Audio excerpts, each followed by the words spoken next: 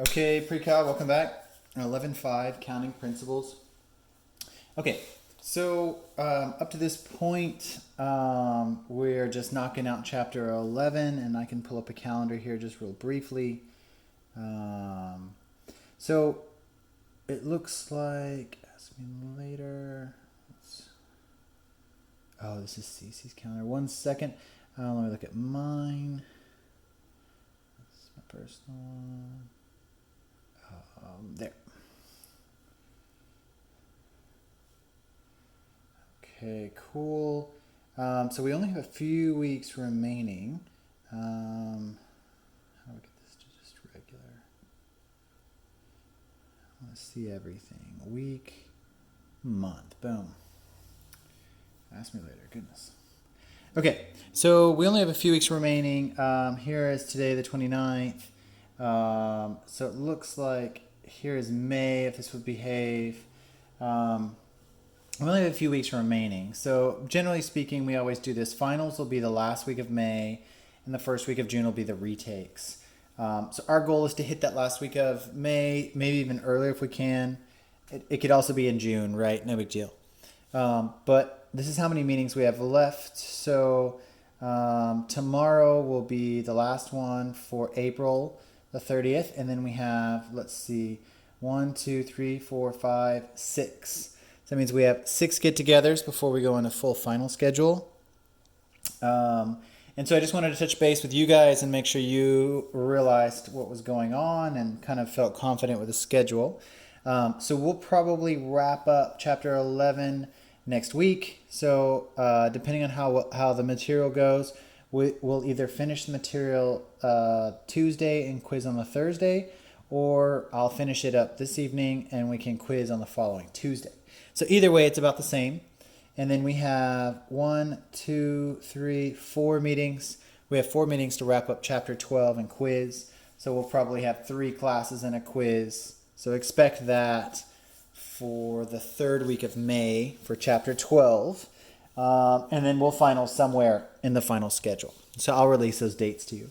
But I just wanted to give you kind of a general idea of where we were, what was going on. All right.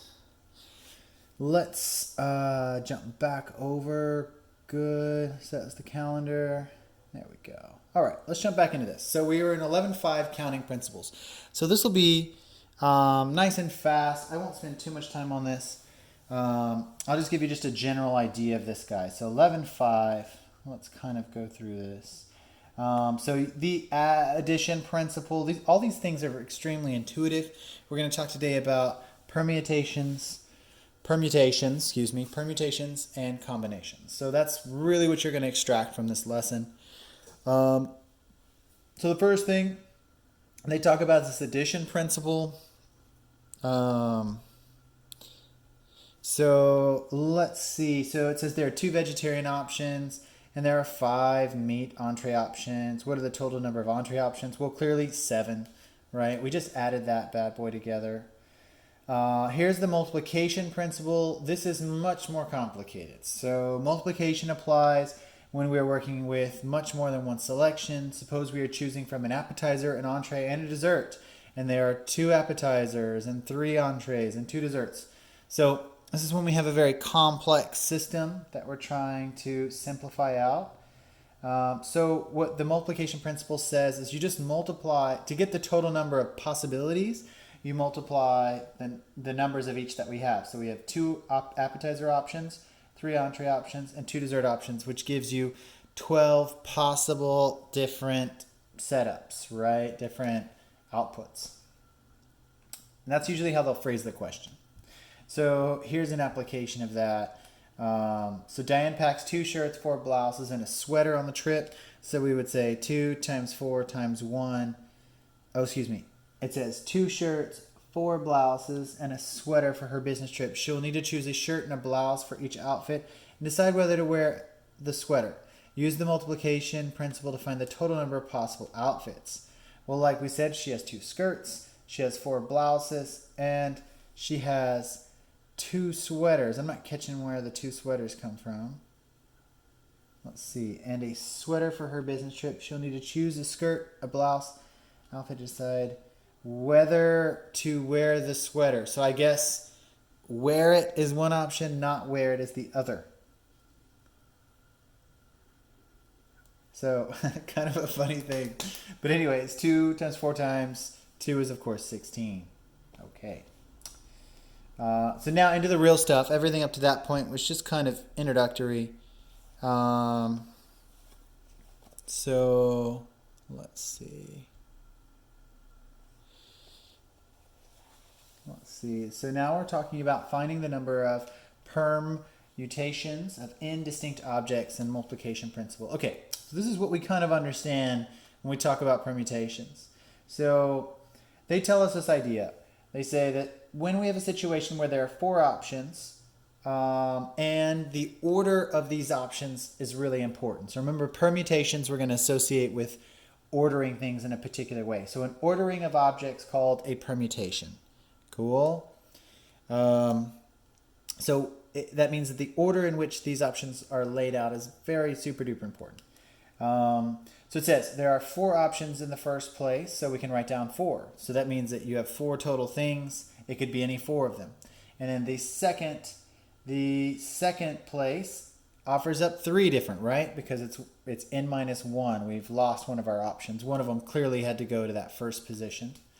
And then the third place, right, is going to be 2 options, right? Because we'll have already used one in the first place and the second place. So we only have 2 possible options remaining. And so then using the multiplication principle, 4 times 3 times 2 is 24 possible permutations. Cool. Not all that hard. Hopefully that's easy enough for everybody.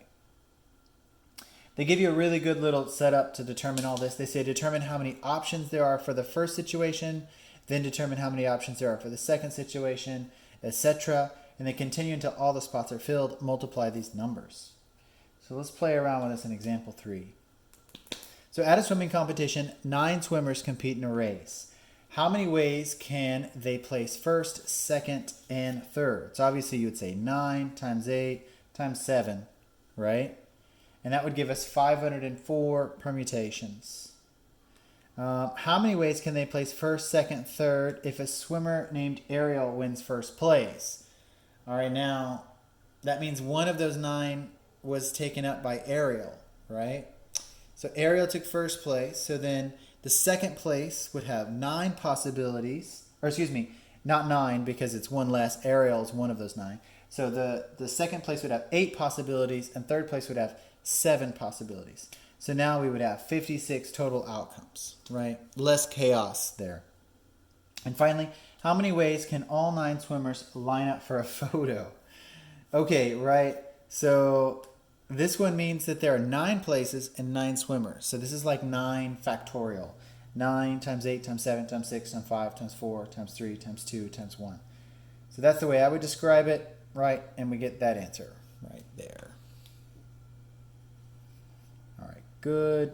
Pretty easy so far. All right, so here's where they lay out the actual formula for permutations. And they describe it pretty nicely in here. And let me just write it bigger on this other side. So this says P of n comma r is equal to n factorial over n minus r factorial. Okay, now, this seems weird, but this is really what we just did, right? This isn't very dark, so it's not very helpful.